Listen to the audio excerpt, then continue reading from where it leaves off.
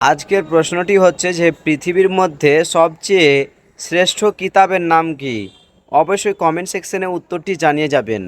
আজকের প্রশ্নটি হচ্ছে যে পবিত্র কোরআনে 114টি সূরাতে টোটাল কয়টি বিসমিল্লাহ রয়েছে? অবশ্যই কমেন্ট সেকশনে উত্তরটি জানিয়ে যাবেন। পবিত্র কোরআন কোন মাসে অবতীর্ণ হয়েছিল? অবশ্যই কমেন্ট সেকশনে জানিয়ে যাবেন উত্তরটি।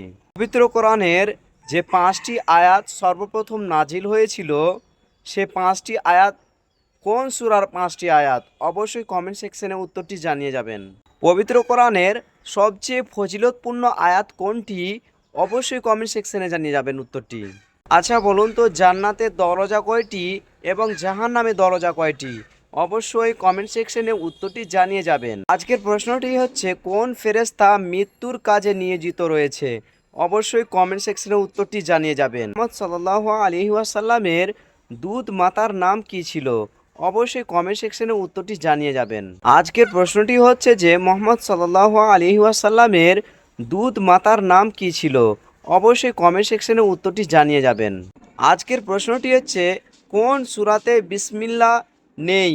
অবশ্যই কমেন্ট সেকশনে উত্তরটি জানিয়ে যাবেন। আজকের প্রশ্নটি হচ্ছে যে কোন সূরাতে 2টি বিসমিল্লাহ রয়েছে?